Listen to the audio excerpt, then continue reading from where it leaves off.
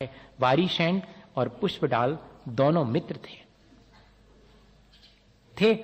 सबको मालूम है ये घटना। और 12 बरस तक दोनों मुनि बनकर एक साथ विचरण करते रहे, लेकिन वारीशैन हमेशा देखते थे कि पुष्पडाल का मन अभी भी कहीं अटक जाता है। भटकता तो नहीं है, पर कहीं अटका हुआ है। ध्यान करने बैठते हैं तो कहीं अटक जाता है मन। ये क्या बात है? मेरा मित्र है, मेरे साथ कल्याण के मार्ग पर है, लेकिन कहीं मन भटक जाता है। और बातों बातों में उन्होंने पता कर लिया कि मन अभी जिस जीवन साथी को छोड़ के आए हैं उसमें थोड़ा अटका है, अभी पूरी तरह से छूट नहीं पाया। विकल्प मन में है कि मेरे आने के बाद उनका जीवन कैसा बीतता होगा, मैंने छोड़ करके अच्छा नहीं किया। मेरे नहीं होने से उनके जीवन में बहुत असुविधाएं होती होंगी। इतना विकल्प, ये विकल्प भी विकल्प है जो मन को निरंतर 12 बरस तक मुनि होने के बाद भी सालता रहा।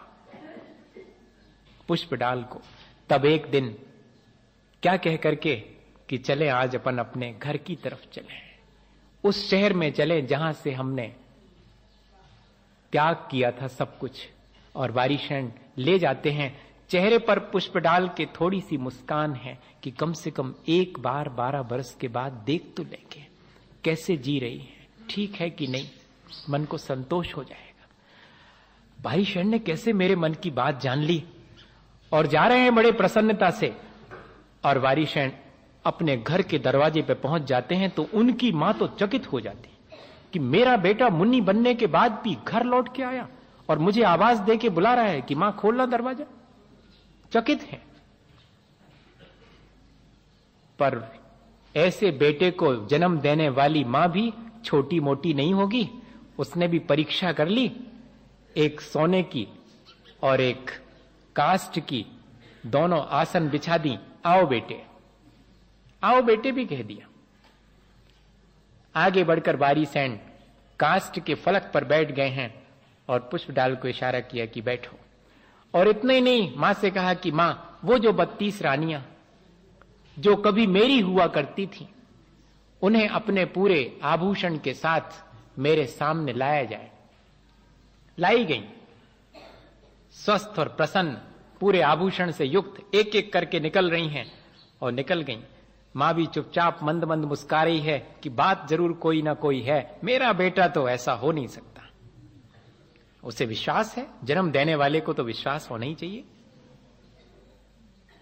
जिसने संस्कार दिए होंगे उसको विश्वास है कि मेरा बेटा दुनिया में कहीं भी रहे, भटक नहीं सकता। ये कोई ना कोई बात है। और बात सामने आ गई। जैसे ही सब रानियों ने विदा ली, धीरे से वारीशैन ने पुष्पडाल मुनि जो थे उनसे कहा कि चाहो तो ये पूरा वैभव और ये सब रानियां तुम ले लो, मैं तो जंगल जा रहा हूं। तुम चाहो तो इन सब के बीच रह सकते हो, मेरी स्वीकृति है। अब पुष्पडाल को सोचने में अब शुरू हुआ उनका मन कि मैं एक, वो भी इतनी सुंदर नहीं थी मेरी जीवन साथी, उसके विकल्प में पड़ा, और ये इतने आभूषण और इतने वैभव से युक्त अत्यंत सुंदर 32 जीवन साथियों को छोड़ने वाला इतना निर्विकल्प हो सकता, और मैं एक के विकल्प में पड़ा। ऐसा मित्र चाहिए जो कि जब कभी हमारा मन भटकने लगे तब धीरे से कोई ना कोई उपाय करके हमें संभाल ले। पुष्पडाल संभल गए। 12 साल वैसे ही बीत गए, लेकिन वापस लौटे तो अब सचमुच निर्विकल्प होकर के, निर्विकार होकर के अपनी तपस्या करने लगे। भैया, मुझे इस उदाहरण को इसलिए कहना पड़ा कि हम संगति बहुत सोच समझ करके करें, अच्छी संगति रखें तो हमारा मन अच्छा होगा। सबसे पहले संबंध बनाए ताकि बहुत सारी विकृतियों से बच सकें। जितने जिसके ज्यादा संबंध होंगे वो उतना ही उन लोगों के प्रति निर्विकार होगा। संबंधी बढ़ाना बुराई नहीं है, लेकिन अच्छे संबंध बढ़ाना, जिनके प्रति मन कभी कलुषित ना हो, ऐसे संबंध बनाना। और फिर सदार संतोष, जिससे व्याह किया है उसमें ही संतुष्ट रहना। बाकी सबके प्रति अपने मन को कलुषित होने से बचाना, ये ब्रह्मचर्य अणुव्रत। और फिर कह रहे हैं आज 2 मिनट और लगेंगे।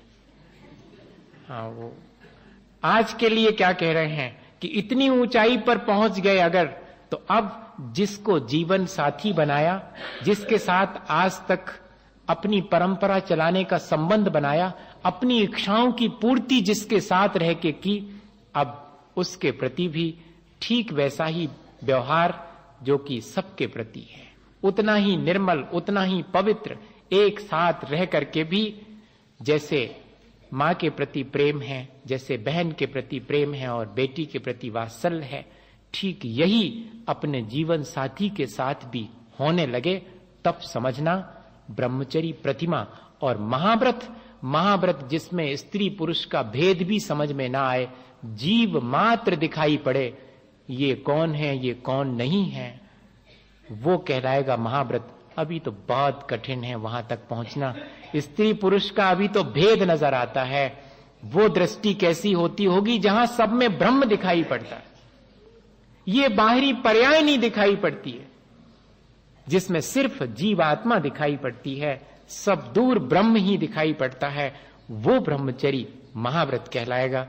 कोशिश तो अपन को यही करनी चाहिए कि हमें हमारे अंदर ऐसे ही भाव धीरे धीरे, एकदम तो नहीं आएंगे, धीरे धीरे हमारे भीतर ये सारी चीजें आए और हम अपने मन को विकार बना सकें।